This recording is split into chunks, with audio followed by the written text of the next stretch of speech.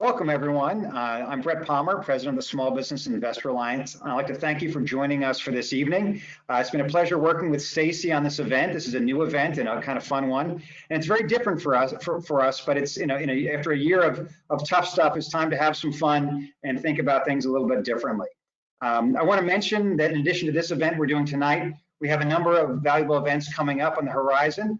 And so please put them on your calendar. We're doing our virtual capital links April 12th through 16th.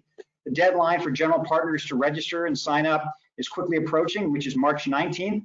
So whether or not you're fundraising or not, you're still able to meet the LP community. So please do sign up. It's a great opportunity to stay active in front of institutional limited partners.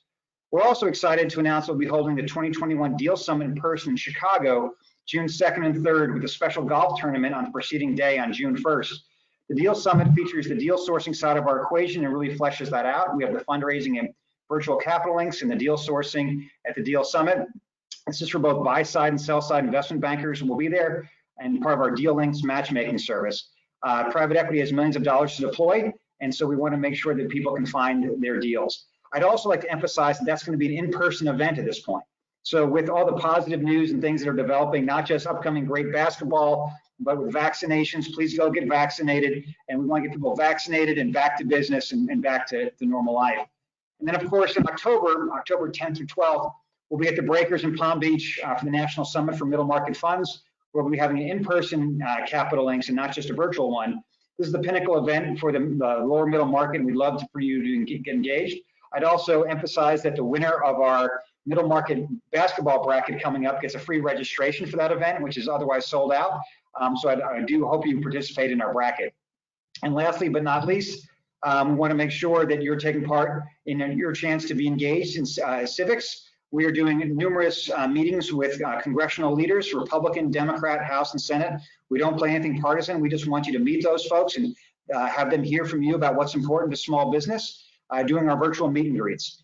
So also check the daily debrief, that newsletter that comes in email that tells about key issues that are developing in the market, tells about these meet and greets that we're doing, the other events we're doing, and just key market information. So with that, it is my pleasure to hand over this to our Midwest Regional President and member of our National Board, Stacy Harmison. Stacy's with Spell Capital, where she's responsible for leading all aspects of the mezzanine origination, structuring, underwriting, deal execution, and portfolio management, and serve on Spell Capital's investment committee. Prior to joining Spell Capital in 2012, Stacy was vice president at Churchill Capital and earlier an associate at Piper Jaffray. She served as a board member or board observer on numerous middle market companies and is the president of the Midwest region for the Small Business Investor Alliance. Stacy serves on SBIA's national board, as I mentioned, and it's been a pleasure working with her. She's a real joy, and it's a great firm she's with. So it's now my pleasure to turn it over to you, Stacy, and thank you for leading the Midwest effort and all the new networking we're doing in the Midwest. And thank you for just being a joy and bringing new energy to the Midwest. So let me turn it over to you. Yeah, thanks, Brett. You and your team have created a terrific platform to kick off our Middle Market Madness event for SBIA members. And it's been a pleasure to work directly with SBIA's new Executive Director of the Midwest region, Kim Hammond, on this and other networking events that are being planned for the Midwest regional members. So please stay tuned for more information on those events, including our upcoming small networking event, a wine tasting with a renowned sommelier on April 28th in Minneapolis.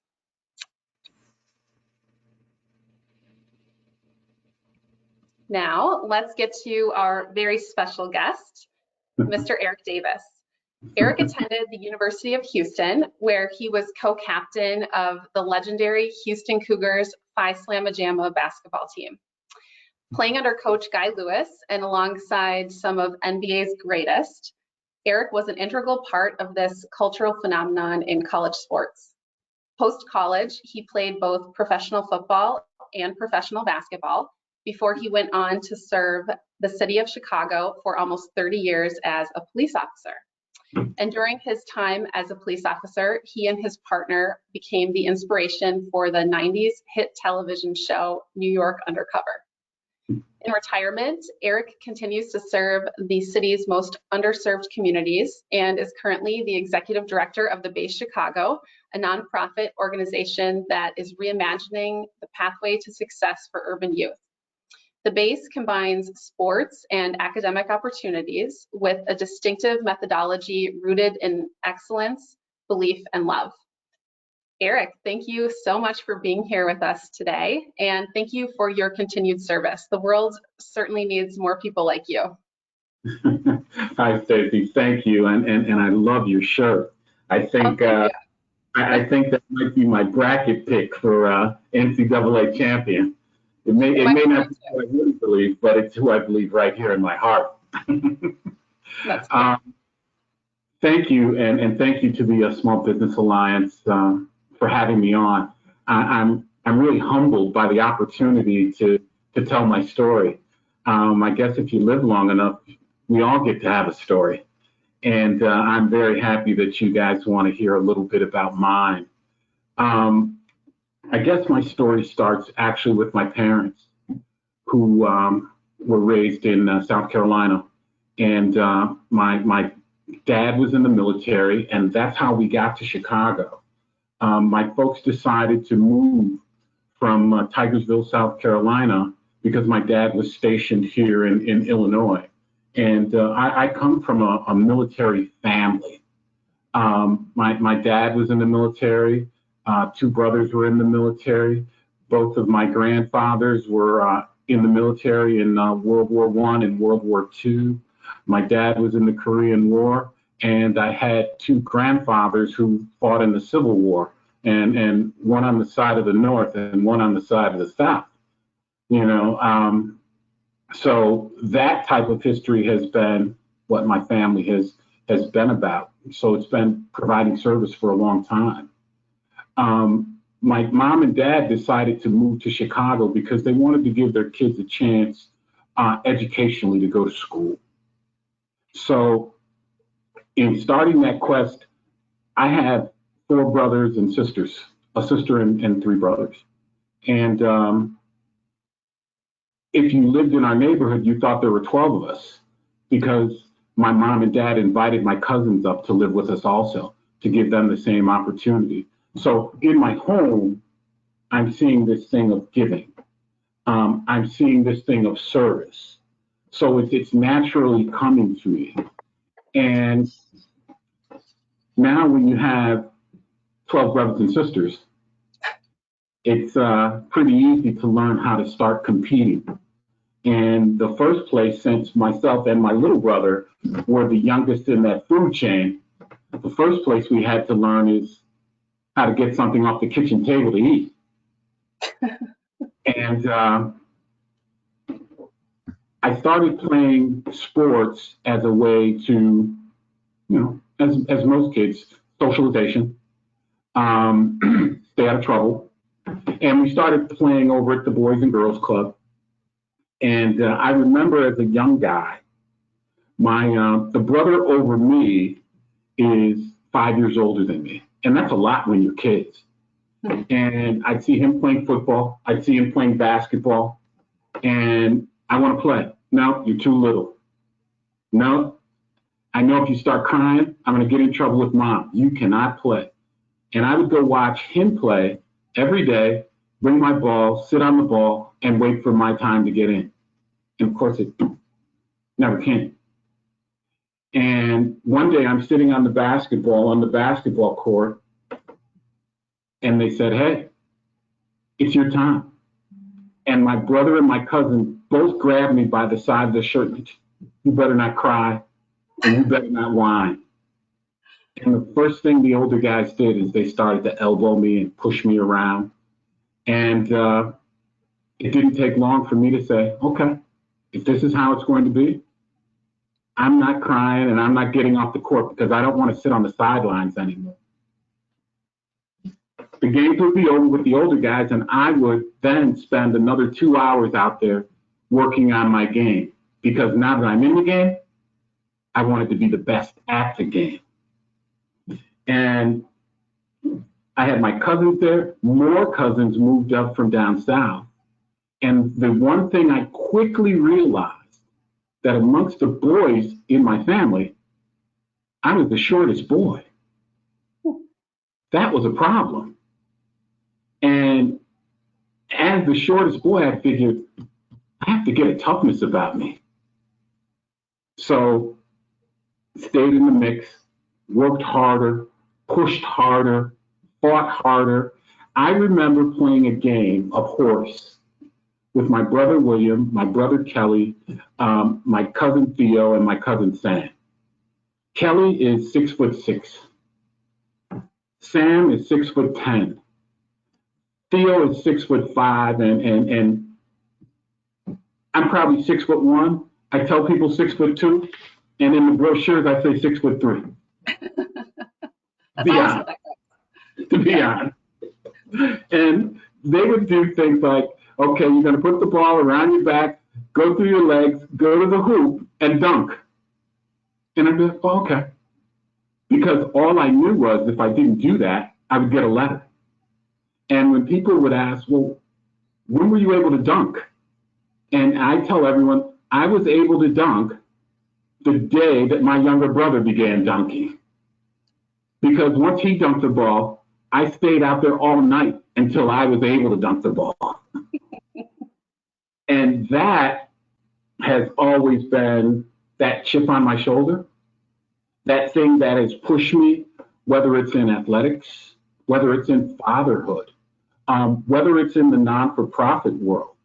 I loved competing, and I always wanted to be the best because, let's be honest, there are guys out there that are on this call right now, that are on this meeting, that really think they're the best at what they do in the office.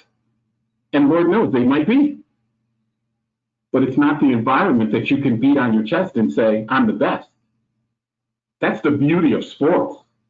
You can be the best and you can express it in an unapologetic way. That's what I love the most about sports. So I knew I was going to college because, well, a couple things happened. There was a kid that lived down the street from us who would play football with us 4 or 5 times a week. His name was Terry Major. Terry was a white kid, about 6'6", and just built like a rock and tough as nails.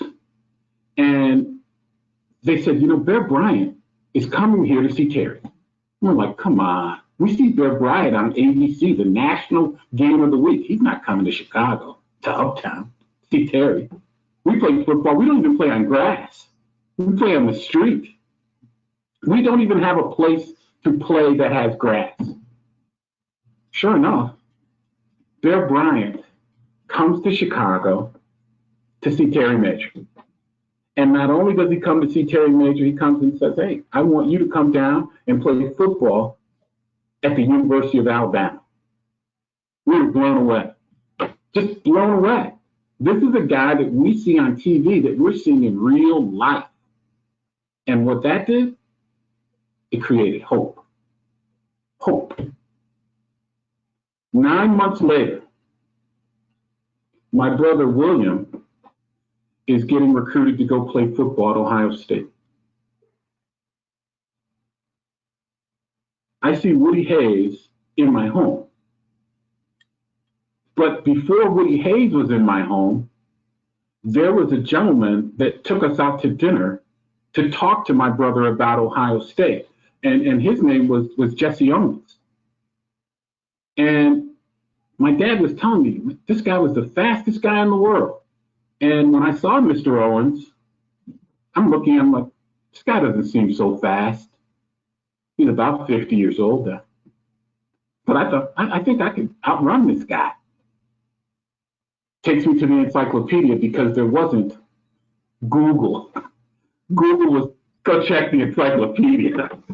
And I checked the encyclopedia and I read about this gentleman and I'm like, oh my God.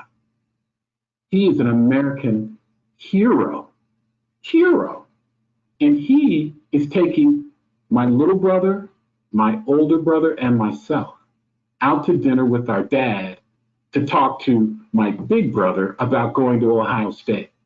While my little brother and I are sitting together and I'm saying, I think I'm better than him. I think I'm better than my big brother. And I'm thinking, you know, who's going to come and recruit us? If he's getting recruited, I can't wait till we start getting recruited. Mm-hmm. Just as kids, you know, and that's what we really thought. And we would go to Ohio every summer and spend that with our grandpa. So when we were there, my little brother were doing what we do, roughhousing each other until we could get another kid from the neighborhood, then we could both roughhouse him. But until then, I roughhoused my little brother. So we're playing football by ourselves in the park. And a gentleman comes by and says, hey, where do you kids live? And we're like, well, we live in Chicago, but we stay the summer with our grandpa in Ohio. He says, where does your grandpa stay? And we tell him we can walk over there with him. We walk over there. And the gentleman says, hey, I'm from Moeller High School. I'd like these kids to go to Moeller High School. And my grandfather says, you know, they don't even live in Ohio. They live in Illinois. He says, well, can we contact their parents and maybe they can live with you and go to Moeller High School? And my grandfather looks and he knows that Moeller's a great school, Catholic boys school, get a good education. The coach is talking to us about playing football, and my brother and I were like, yeah, we like the idea. And the coach calls my mom, and my mom says, absolutely not. They're knuckleheads and they're problems, but they're my problems that I want in my house, and I want to see them in the bed every night in my house. But that was the first time after seeing my brother that someone now has contacted us being interested in us. And the coach at Moeller then ended up being Jerry Faust, who then was the coach at Notre Dame. So moving along, play high school and doing what I'm doing, and I'm thinking, where do I want to go to school? And I wanted to go to school at UCLA. I wanted to go to school at UCLA for the first reason, because I lived in Chicago. And January, February, and March, it's always snowing up to a camel's behind. And then it's below zero the other time. And I wanted to be in the California sunshine. Two, at that time, UCLA had been the national basketball champions 10 out of the last 12 years. So I wanted to go to this place that was just excellent. Hang at the beach. I could see me in that world. And my brother, who, even when we were bigger, we had bunk beds when we were kids, we still were sleeping on bunk beds and we talked to each other all night. And he would tell me, oh yeah, UCLA doesn't get you, they made a big mistake. If they don't get you, punish them. Punish them. I said, no, I think we're good. I think we're good. I'm going. That's where I'm going. Because I'm going to come out to California too. I said, we're going to surf. We're going to hang by the beach. We're going to do it all. And my brother's like, okay. And he's 2 years younger than me. Talk to UCLA, and UCLA finally tells me, we're not interested in you. Now I'm really hot. I'm insulted. So I go back and I talk to my brother. And my brother says, you know what we have to do then? All of their arch rivals, you have to go visit those schools because you have to remind them every day that they made a mistake. My first college visit was to Oklahoma, and it was for football. And got down there, and the guys were extremely nice. Many of those guys that I talked to and took me on the trip ended up being first round NFL picks: Billy Sims, Kenny King, Rod Schoch, the Selman brothers. And they said, I hear that you're a pretty good basketball player. And I said, yeah, you know, they say that in Chicago, but they say everybody can play basketball in Chicago. And they said, well, why would you play football? And that was the first time I'd ever thought about it. I just thought Oklahoma's offering me a scholarship. I'll take the trip to Norman, Oklahoma to see. And when I got there and I saw just how hard it was going to practice, not the games, just practice was like gladiator school when you play football. I'll never forget Billy Sims telling me, you know, if you take a basketball scholarship, you can decide to play football. If you take a football scholarship, you are going to play football. And you might be too beat up to play basketball. And I thought, you know what? I want to control my own destiny. I'm going to take a basketball scholarship. So then I looked at all the schools that were arch rivals of UCLA, with my then 15-year-old little brother being the diabolical professor. Stop off at USC first. I took a visit to USC. I took a visit to Stanford. I took a visit to University of California, San Diego. I visited Memphis. I went to the University of Hawaii because I could. And I thought, wow, this is a postcard, but it's just too far to go play basketball. I went to the University of Wyoming, and I went down to the University of Houston. The University of Houston had beaten UCLA in what many called then the greatest game. And they played that game in the Astrodome. And they would get UCLA on their schedule. And all I wanted to do was get an opportunity to get at UCLA. And Coach Kirkpatrick, who was at USC when I visited, said, listen, I'm going down to Texas. I said, where are you going in Texas? He goes to the University of Houston. I said, I visited the University of Houston. He said, come on over. We're going to do it. I said, you told me we were going to do it in Los Angeles. He goes, we're going to do it in Los Angeles. We were going to do the Hollywood thing. We're going to be on Rodeo Drive. We were going to have sunglasses. We were going to be with the movie stars. I said, what are we going to do in Texas? He goes, we're going to take over from football. We're going to be bigger than football in Texas. I said, really? He said, yeah. We're going to get cowboy. Yeah. We're going to get cowboy boots. We're going to hang with oil men. We're going to eat steak. I'm like, I like this. And you have to remember, at that time, the biggest show on TV was this show called Dallas. Mm-hmm. And I'm like, okay, I'm liking this. I'm liking this. So we head down to Houston and we meet Guy Lewis, and the first thing I noticed. Did your brother end up at the University of Houston with you 2 years later? He visited the University of Houston, but he ended up going to the University of Colorado, where he did a lot of skiing and playing basketball. and now he's actually the head of security for the Philadelphia Phillies. Oh, wow. Yeah. My little brother's an interesting man. So while we're at the University of Houston and we all start to come together, you just feel this moment where you're like, these guys are pretty good basketball players. But then what we started to see, Stacy, was these are pretty good guys. They're a good group. And that made a difference, because you can have individuals that never get out of their individuality. We had a group that really all we talked about was winning the national championship. There was a kid on our team who was in love with a very pretty cheerleader. And he asked her out about 3 times and she said no. And you know what he said? When we win the national championship, she's going to say yes.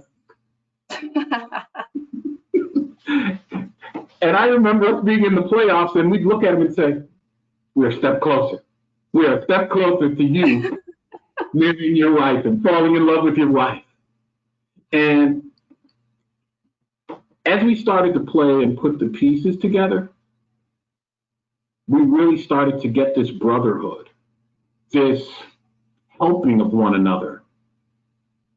And I tell a story about the kid on our team. His name was Ralph Adams.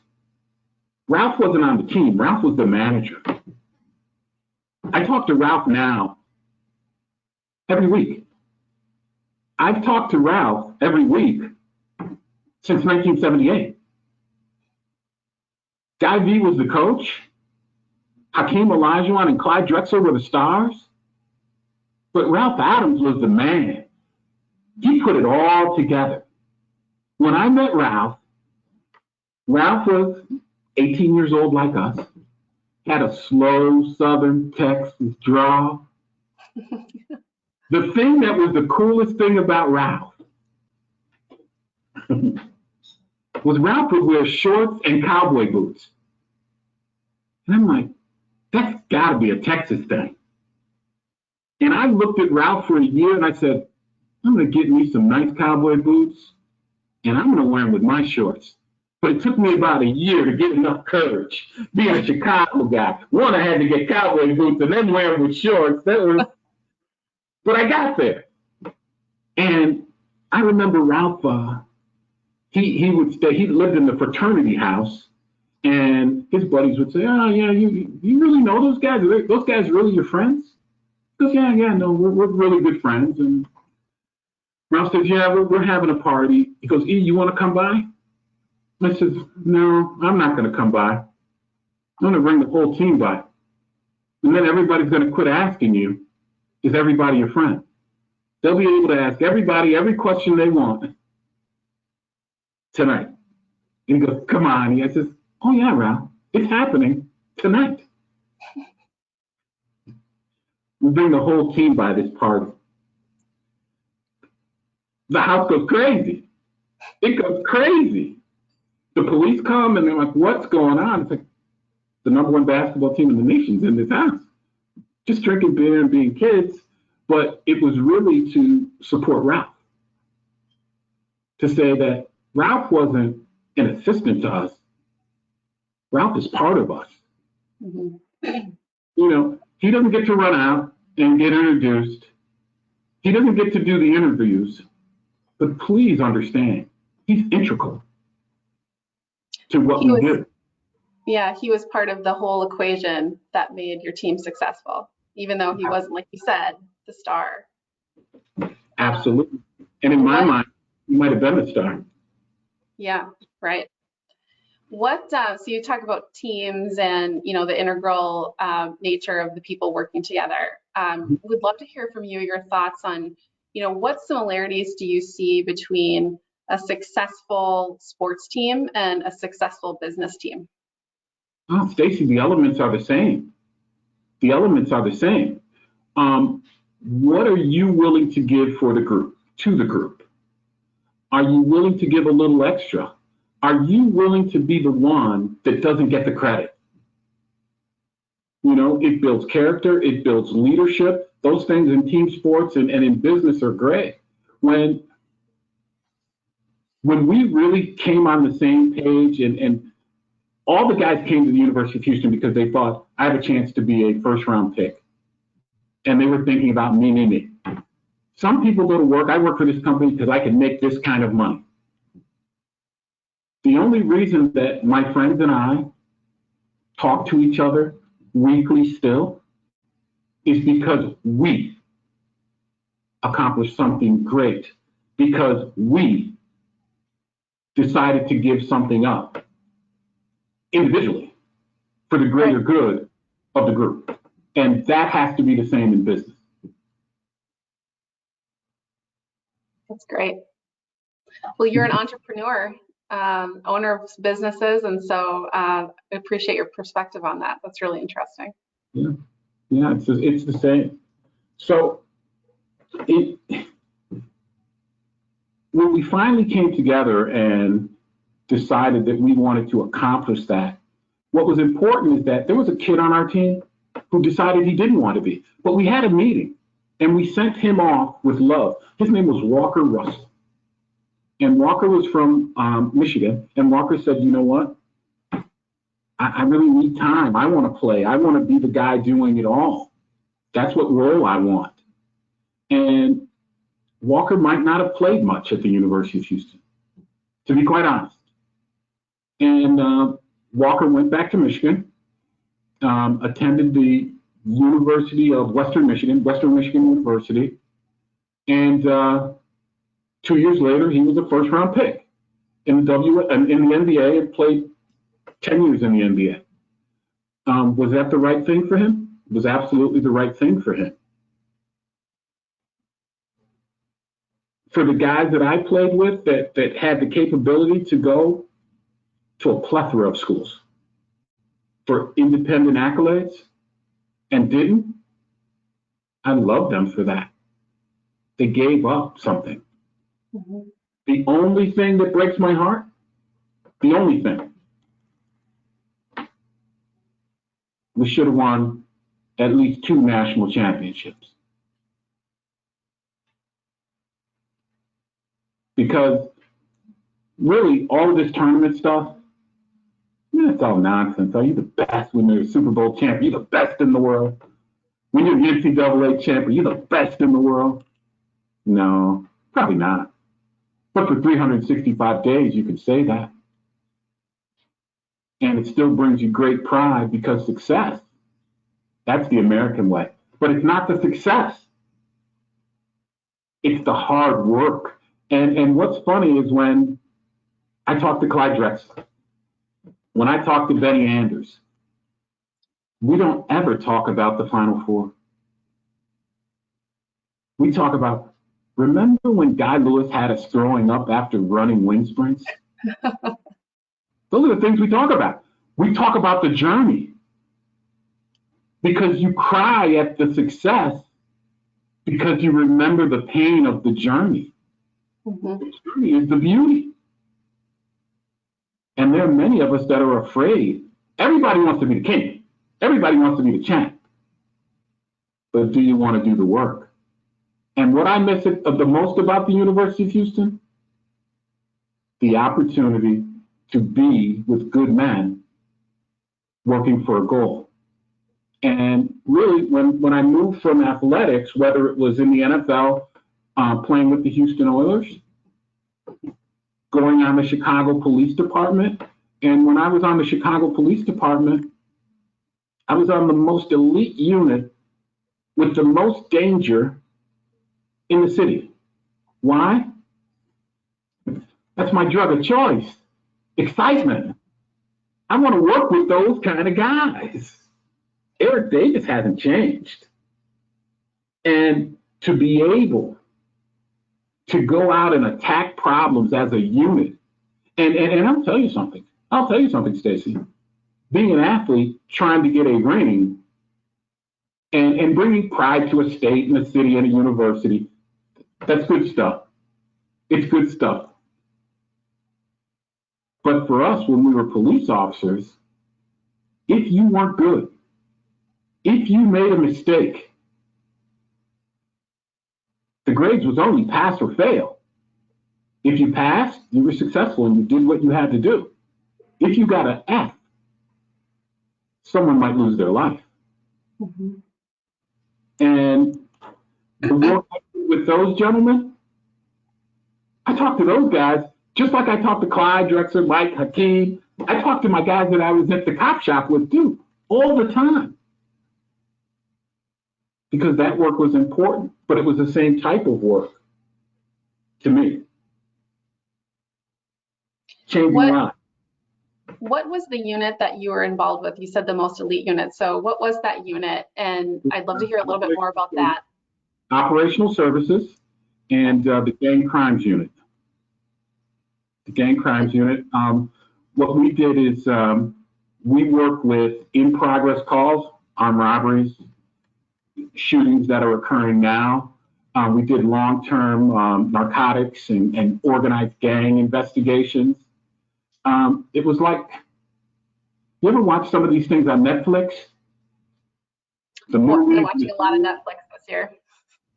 Except put yourself in the series. Yeah.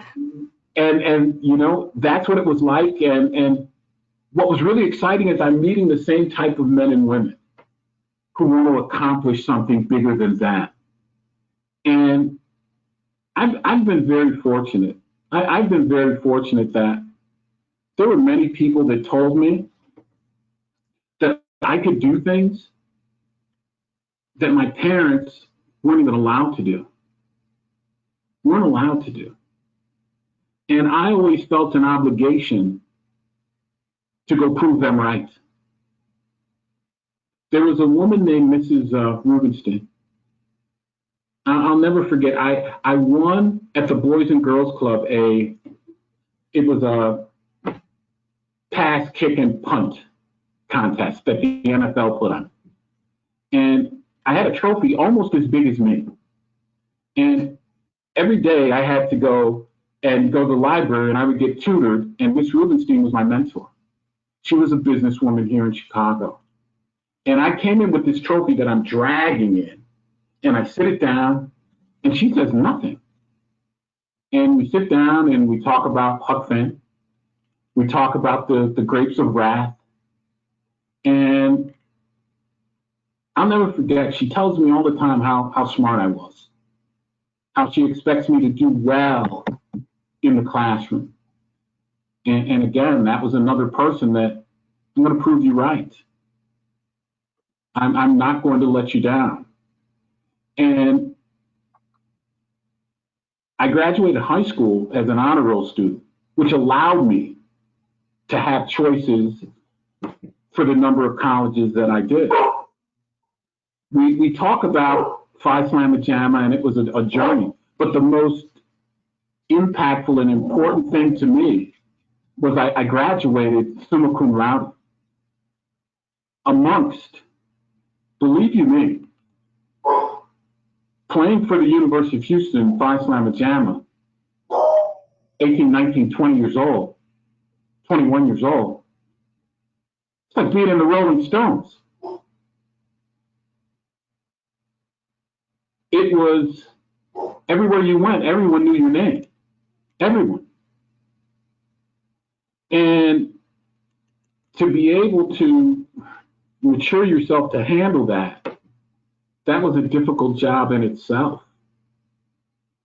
And what helped me to really keep myself balanced was my academics. And I was seeking my degree because my mother and father, neither one of them got out of grade school. So that college education and that college diploma, it belonged to them and my grandparents. So I was always seeking 2 championships while I was at school, the national championship and the educational championship.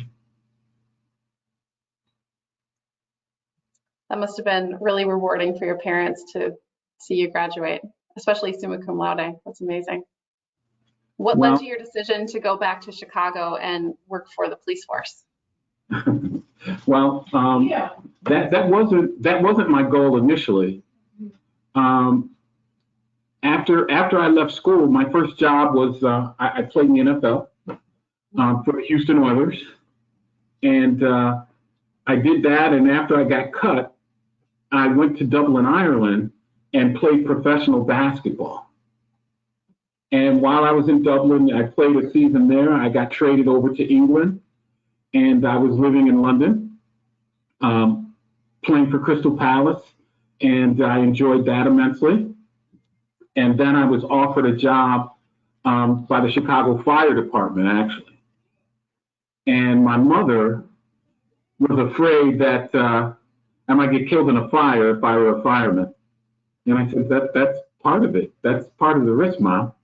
And she was so distraught by that when the police department called, I said, well, I'm going to become a policeman. And the funny story is about the police department is I was in the NFL when the police department initially called.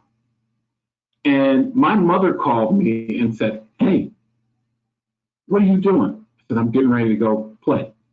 And when I would talk about playing basketball or football, my mother saw that like she would see us playing in the yard. She didn't attribute it to it's college basketball, it's the NFL. It's like, my boys, they're still playing ball, doing something. And the police department, while in the NFL, asked if I wanted to be a police officer. And I said, no, Mom, I got a job. She goes, this is a real job. I got a real job. And my mom had my sister write a note to the police department telling them that he's still in school, and once he's out of school, he would love to revisit the opportunity. And that's how the police department called me the second time, once I wasn't playing athletics. And it was a great decision. It was a great choice. It was a great opportunity. And I am so thankful to the citizens of Chicago for allowing me to work for them, because I feel what has been given to me in this city, to my brothers, to my sisters, to my mom and dad, and what Chicago's given us is hope and opportunity. I could never pay back. So to be a police officer was a pleasure. It's a noble career to have for 30 years. And, since you've retired from policing, you've been working with these community-based organizations, and today you're the executive director of the base. Tell us a little bit about that and how you think businesses today can really make an impact on organizations like the base. Okay, well, let me back up a little bit to being a police officer, because that's how I got started in this field. When we were working in a very tough neighborhood called Cabrini Green, we worked from Cabrini Green to Robert Taylor, and these were public housing units that had anywhere from 25,000 to 50,000 people that lived in these areas that were, a condensed housing situation for too many people, actually. By the time I returned to Chicago, I realized and I noticed that gangs are really organized, and gangs are working really hard to recruit kids. And I'm not talking about teenagers, Stacy. I'm talking about very young kids. And my partner and I said, we have to do something. And my partner looks at me, he goes, you know what? We should do something where we make a bunch of money and give it to the kids. And I said, let me think of that. And once again, it's just an idea. We'll think of something and we'll figure it out and come back to it. And I thought, and I came back to my partner and I said, you know what we can do? He goes, no, tell me. I said, we can form a rap group, become famous, take all the money, donate it to the neighborhood, create community centers. I'm 24, 25. He's the same age. He looks at me and looks me right in the eyes and tells me, that's a great idea. So we start doing that. Every day now. Eric, you got to tell us, what was the rap group's name? The name was the Slick Boys. Slick Boys, yeah. Now, and that's what they called undercover police officers. So we start rapping every day with kids in the neighborhood. They're teaching us. And we're rapping and doing whatever it is we think we're doing. And at best, on our best day, we probably C- rappers. on our best day. But the gimmick is very hot. These are real cops. Yeah. And we're doing our thing, and now all of a sudden schools in Chicago are like, can the rappers come by? And we're like, no, we're not rappers. And teachers were calling us, school administrators, no, we need you to talk to our kids, we need you to rap. And we started doing this, and the New York Times wrote a story about us doing it. They write a story, which then a gentleman from CBS comes out named Bill Curtis and says, I want to film you guys. We're like, no, we're really cops that are just kind of doing something that's good for the kids. He goes, no, it's an interesting story. He goes, I'll tell you what, we'll do this. We'll put it on the 5 o'clock news. No one watches the 5 o'clock news. It's not that big of a deal. I said, okay. Okay. We do the filming. As we're leaving, he goes, I have to put this on the 10 o'clock news too. I'm like, do whatever you're going to do with it. He puts it on 5 o'clock, and the phone at the police station is literally in the air. It's not stopping. He puts it on at 10 o'clock, and now the mayor is calling us the next day. And the mayor's staff and the superintendent. But who also called was a guy from Los Angeles. And his name was David Schiff. And he says, I'm with United Talent Agency. And I saw this story. And I said, are you in Chicago? He goes, no. I saw it on CBS National News. So they took it from local and put it on the national news.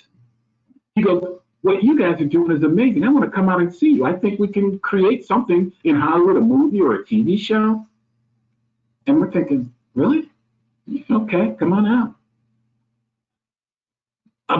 He says he's going to be on in about 3 weeks, 4 weeks when he's in New York. 2 weeks later, we're doing another interview, and we see this guy walking, and each step he takes, he looks richer. His hair is blowing. He has a perfect haircut. He's got a great suit on. Each step, he looks richer. I'm thinking, this guy's going to get robbed back here. He stops us and says, are you the Slip Boys? I'm like, yeah, we are. He goes, I'm David Schiff. We're like, hey, Mr. Schiff, how are you? We thought you were coming 2 weeks from now. He says, I happen to be in New York. I thought, I got to stop and see these guys. Can you take off? Sure, we can take off. And we go to dinner. We smoke cigars. And we're thinking, if nothing happens, we got a free dinner and we smoke cigars. We're good. Before he leaves, he says, I'm a New York guy. You're Chicago guys. I want to make a deal with you. I'm going to shake your hand. We don't need to get lawyers and stuff, do we? I'm like, no. He goes, I'm going to have you out in California in a few weeks. We're going to do a movie or a TV show about you. Just don't sign with anyone else. Stacey, we're laughing, thinking, is someone else coming? Right. Sure. Do you? We don't know. Yeah, okay. And we shake his hand. And that was a Thursday. And Monday he was calling. I need you guys out in California. We get out to California on Monday. Tuesday, we meet with Sony first. And Sony wants to do a deal with us. We don't even know what that means. David Schiff says, no. They have to go over to Universal. They have another meeting. And actually, they have 3 more meetings today. We're like, okay, but he's trying to sign us. And David's like, no, this isn't the right place. We get to Universal, another guy there, and he tells us, all right, guys, you're not going to have anything else to do today because we're going to sign you. We haven't told them or talked. David is introduced and showed them the media stuff and the written pieces. Because we're going to create a cop show. It's going to be upbeat. It's going to be real urban. It's going to be very cool. We're going to give you a record contract. You're going to hang out with Mary J. Blige. You're going to hang out with Jodeci.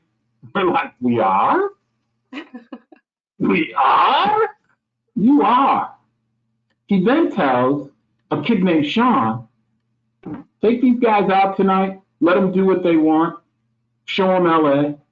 And this guy was Dick Wolf. We didn't know who Dick Wolf was then. We knew who Dick Wolf is now. And that show was New York Undercover. And we created the show called New York Undercover. And the kid that took us out in LA, his name was Sean Puffy Combs. But then he was working for Uptown Records and us. Wow. We actually get paid. And we take the money and we create the largest inner city Little League baseball program in the nation. We didn't mean to.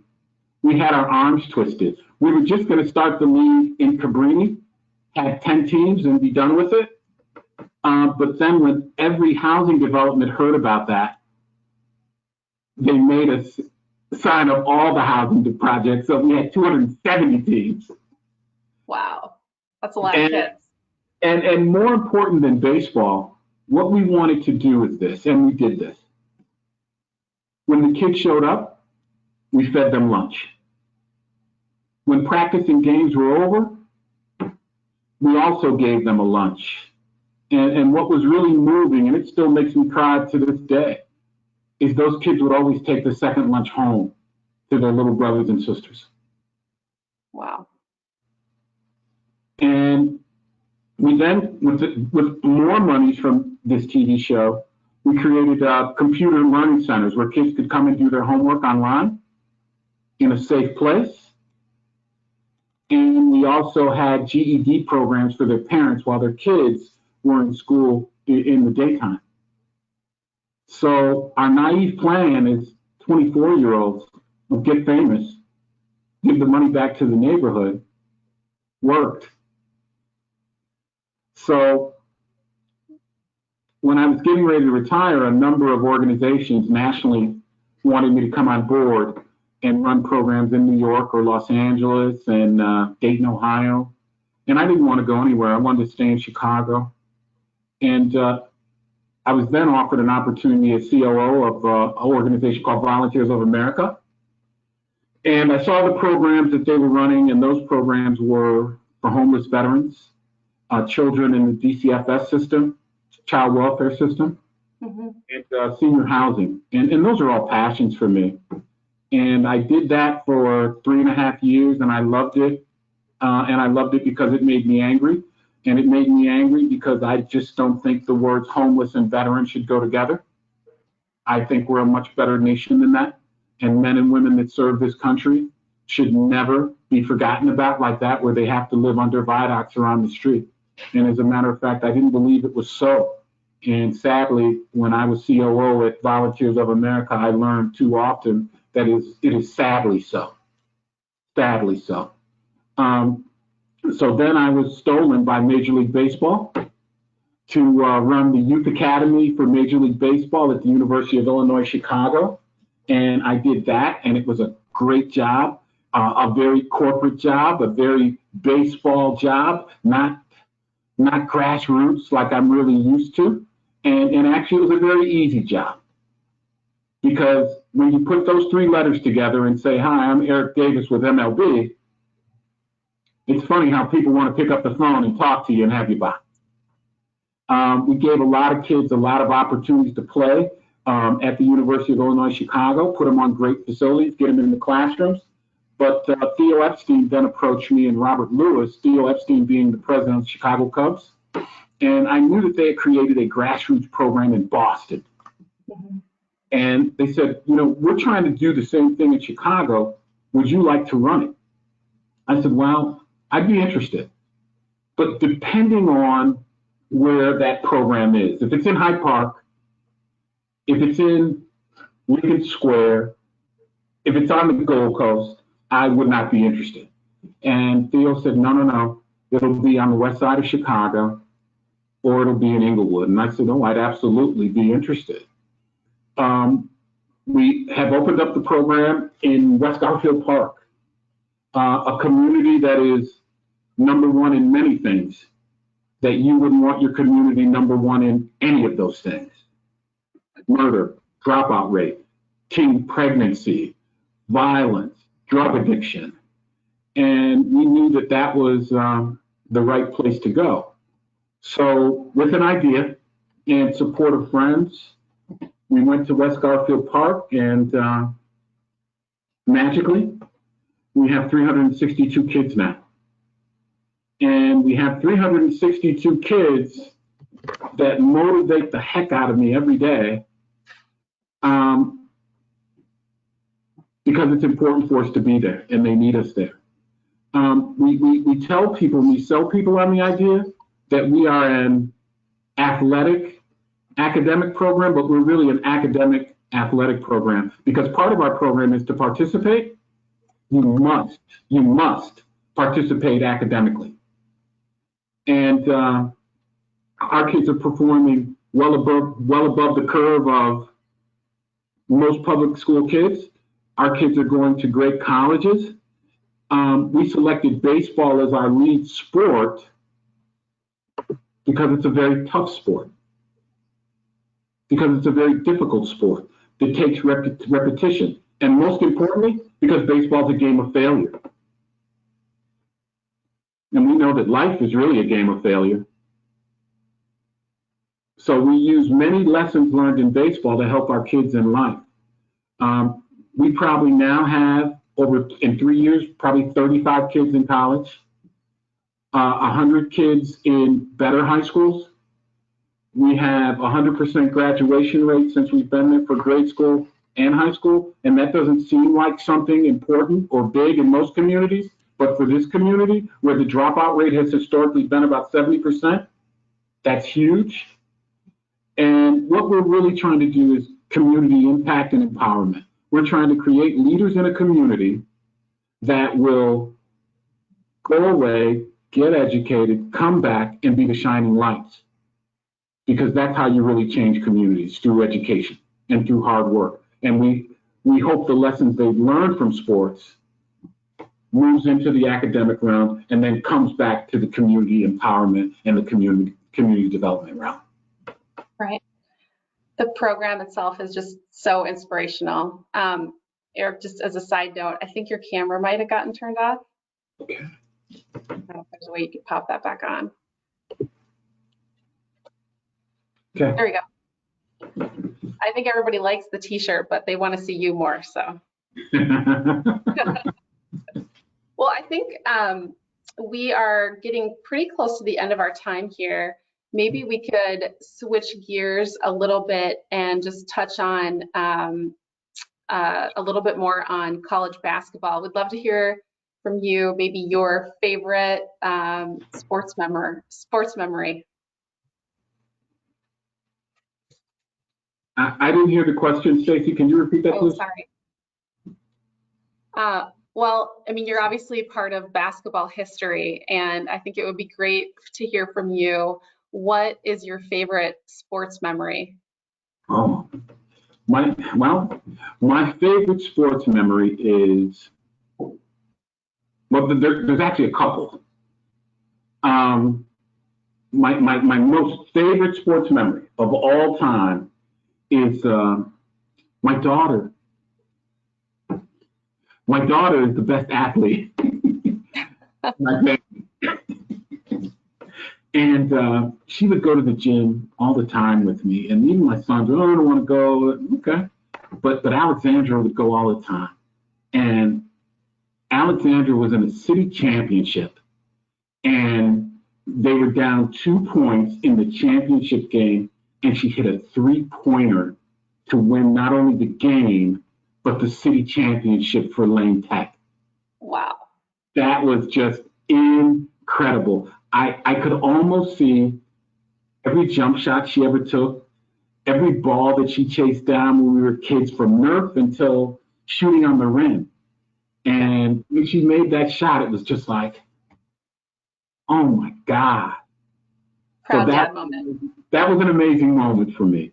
And probably the other moment that is definitely number 2, and there may even be something in there above it, but was when my brother and I played Little League Baseball. We played at this park called Wells Park that runs a great Little League program.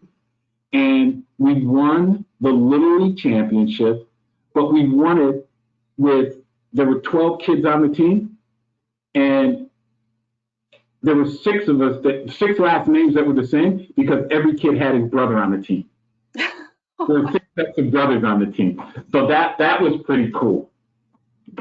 And our catcher was left-handed. That was pretty cool too. Oh, nice. I'm a lefty, so I appreciate that. That's great. So cool. So we know that from watching the ESPN 30 for 30, the Phi Slamma Jamma team had some really fun nicknames. So we had Clyde the Glide Drexler, we had Hakeem the Dream Olajuwon.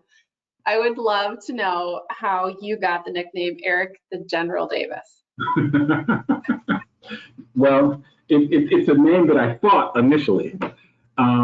I went between starting and being the sixth man, and they called me the general because he's the general of the guys that come off the bench, and he brings in the cavalry. The guys on the bench were called the cavalry, and we would come in to save the day. And I didn't want to be called the general of that. Right. But you know what? You know when you're young, all you have to say about a nickname is you don't like it, Mm-hmm. and now you own it. Oh yeah, you're stuck with it. Yes. There's no shaking it, right? Yes. That's cool. And I know you were roommates with Hakeem Olajuwon in college. So Yeah. was he your favorite teammate, or was it really someone else? If you tell us, don't worry, we won't spill the beans. You know what? There were, you know, as you're maturing, there are different times different people are different to you and mean something different to you. There was actually, Hakeem was fantastic. What was great about him is he was telling me about Africa when we would room together, and it was like, wow, I'm learning history that I don't know about and culture that I don't know about. And he was an extremely bright guy, and that was really, really nice. I roomed with a guy named Brian Williams, and Brian Williams played with the Golden State Warriors, and after that, he was the strength coach for the women's Olympic ski team, and now he's a professional photographer that lives in Germany. And the funny thing about Brian is Brian came from Los Angeles, and when he initially came to Houston, I mean, he was dressed every day straight out of Ralph Lauren. He looked like a polo advertisement. He's 6'9". He's got canary yellow shirts on and green pants and penny loafers. And really, he wasn't a nice guy initially when he came because he's looking at the guys like they're country bumpkins. And he and I immediately didn't hit it off because he asked me, "What the heck are you doing wearing cowboy boots and shorts?" And you know why I'm wearing cowboy boots and shorts. It took me a whole year to get there. And I said, "You a-hole. How dare you talk about me and these guys?" He goes, "You're a Chicago guy. You know that these guys." I said, "No, I don't know that." He goes, "They want to go and drink beer at the pickup." I said, "That's what I want to do too." "They want to go have a pig roast." I said, "That's what I like to do too." When in Texas? In Rome. And he didn't get that initially.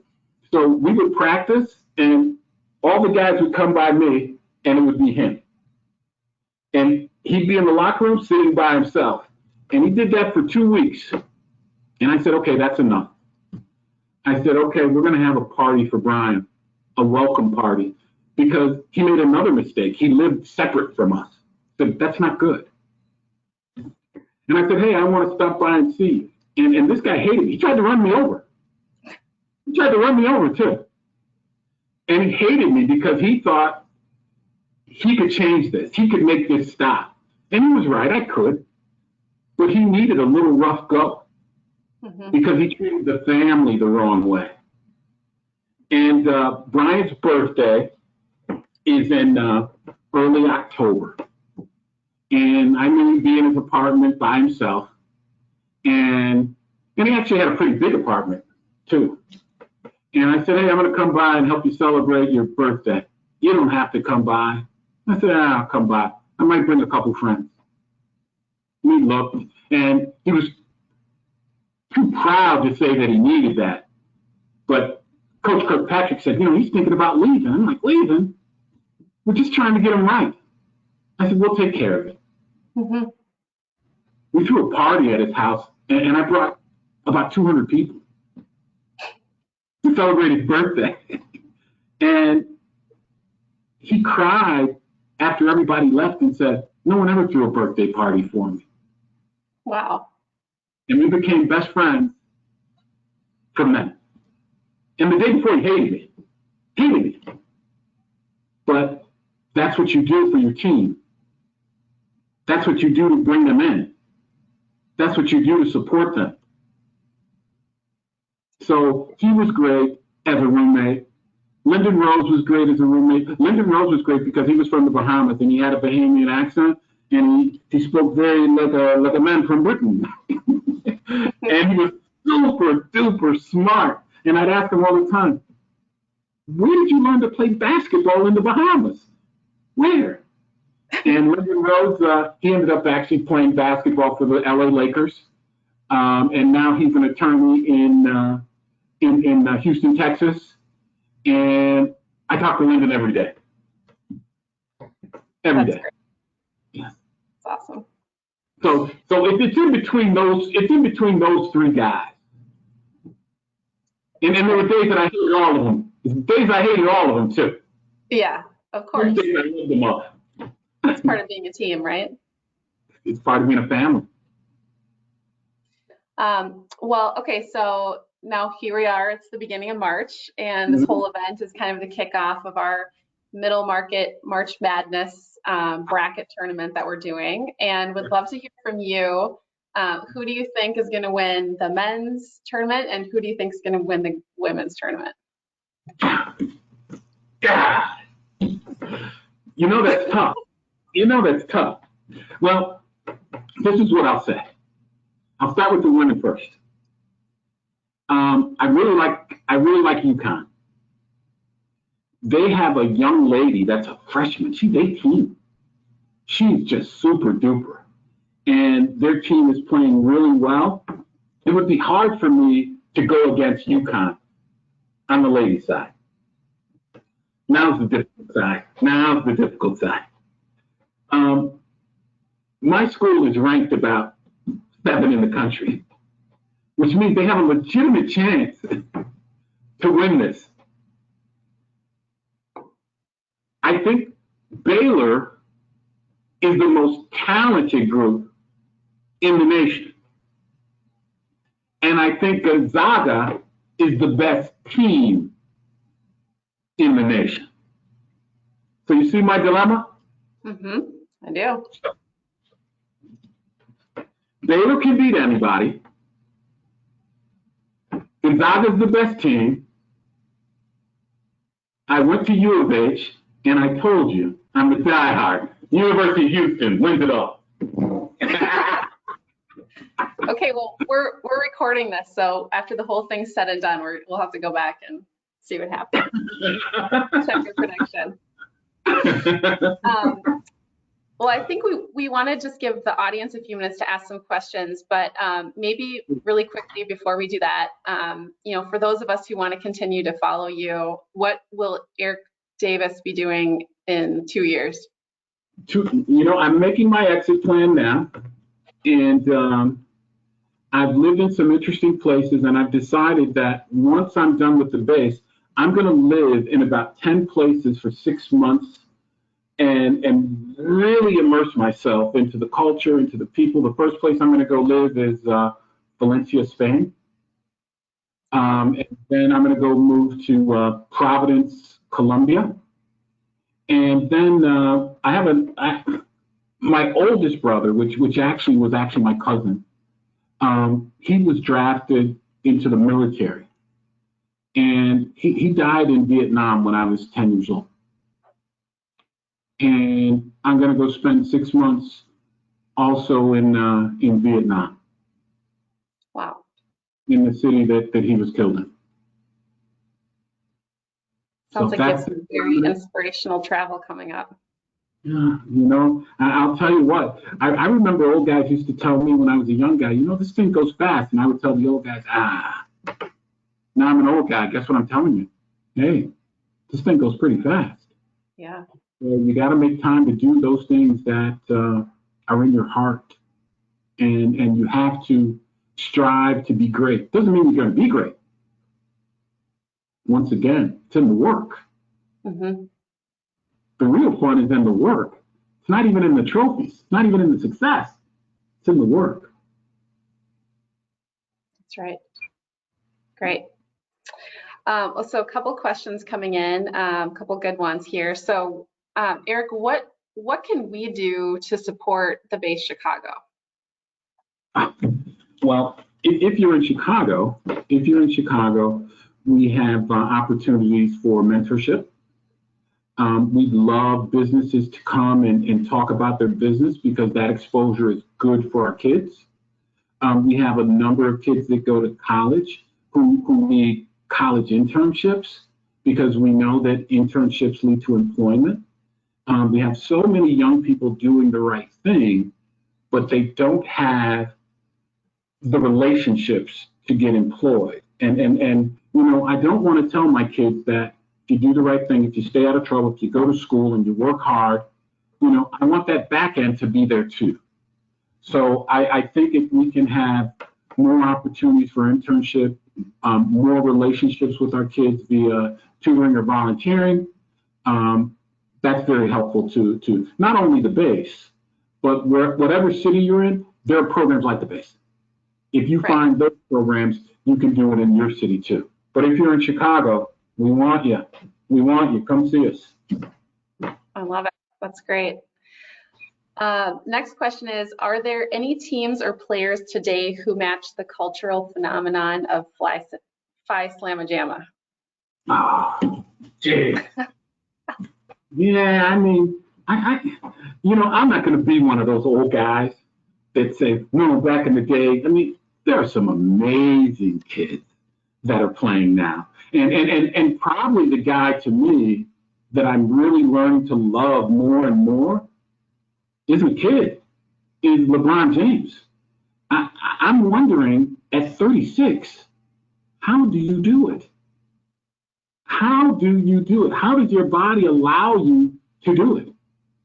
But I think the kids now are trained so much better, and their talent is easy to be showcased. I think there are a number of kids in college and in the NBA that are fabulous and could have played, could have competed. I wish Phi Slamma Jamma could play in this era. That's what I really would love.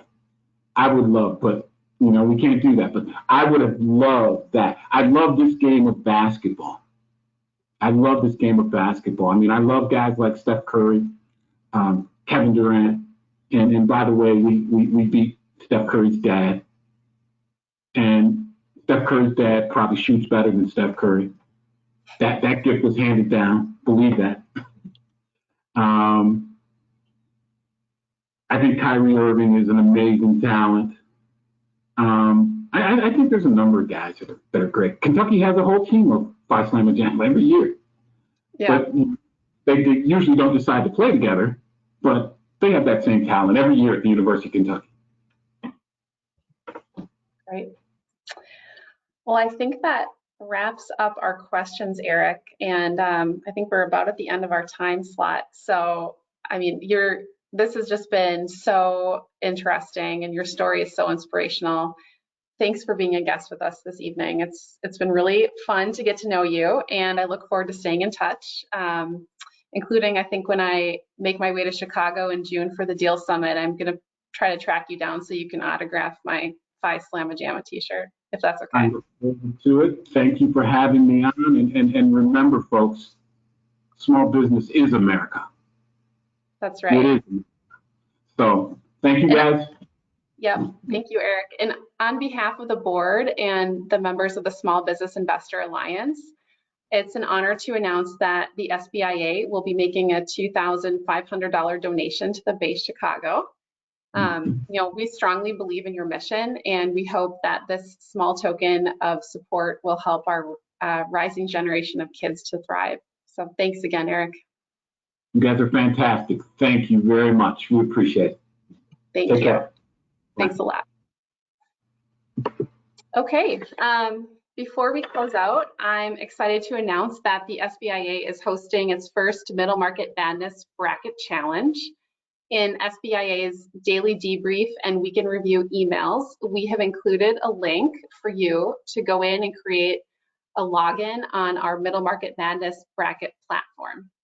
So on Sunday, March 14th, you'll be able to complete your bracket and select your pick for the tournament champion. Just be sure to submit your team selections before the first tip up on March 18th, and then you can follow your bracket. It's a just for fun competition exclusively for the SBIA members, but it does have some pretty fabulous prizes connected to it. The third place finisher wins a $100 gift card to Amazon. Second place is a free registration to June's Deal Summit in Chicago. And then for our first place winner, the SBIA is pleased to offer a free registration to the 2021 SBIA National Summit for Middle Market Funds, which is scheduled for October 10th through the 12th at the world famous Breakers Palm Beach. So no better way to wrap up this evening's event than with a free registration to the National Summit. My sincere thanks to Eric Davis, Brett Palmer, and the entire SBIA team for making tonight's event possible. And thanks to all the members of the SBIA as well for your continued work on behalf of your funds, the small businesses that we serve, and to the revitalization of the American economy. I'm looking forward to seeing all of you at the 2021 Deal Summit this June 2nd and 3rd in Chicago. Thanks and have a great evening.